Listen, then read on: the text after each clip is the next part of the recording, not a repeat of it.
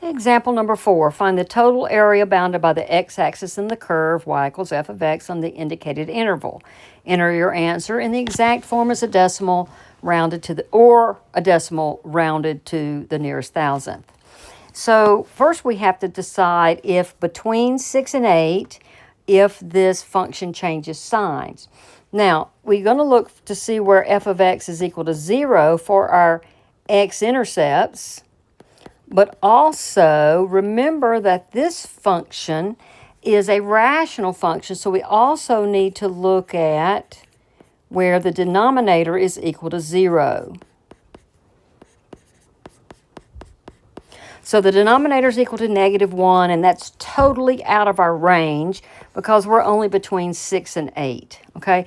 So all we need to worry about is it going to be equal to 0 between 6 and 8? Well, this function never has an x-intercept because in order for a fraction to equal 0, the numerator has to equal 0.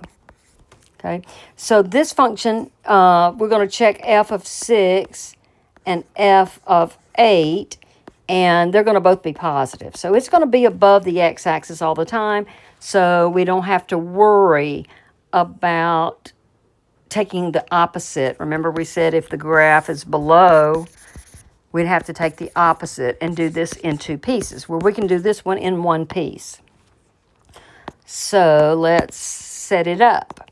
It's going to be the integral from 6 to 8 of 1 over 3x plus 3 dx. Now, I'm going to have to use substitution on this because I've got what's going to be a natural log, but there's a derivative of this denominator here. So what I'm going to do is I'm going to let u be 3x plus 3. So du is 3 dx, and dx can be substituted du over 3. So this is going to be, and don't put the endpoints on here while you have it in u, 1 over u times du over 3, which is 1/3, and the u is in the bottom, du, which is 1/3 the natural log of the absolute value of u. Okay, so this 3 has to stay in the denominator. This is like 1/3 times 1 over u. And you can put your integral symbol there if you wanted to.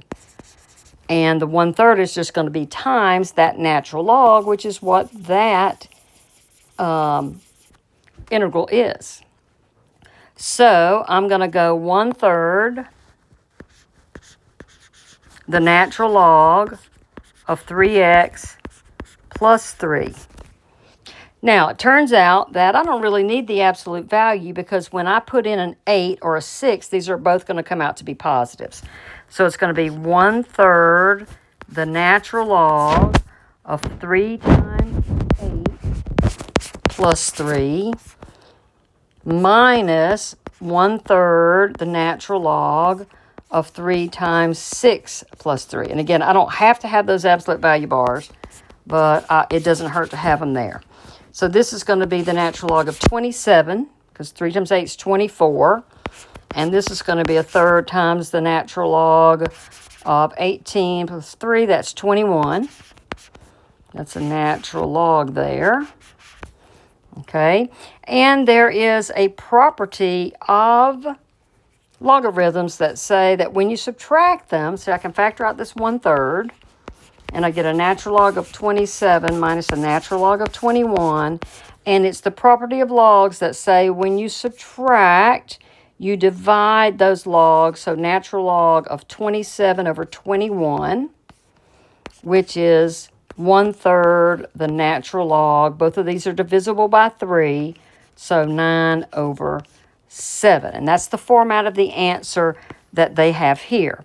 Now, as far as I am concerned for testing, you can leave it like this. Okay, that's the exact answer, and that's perfectly fine.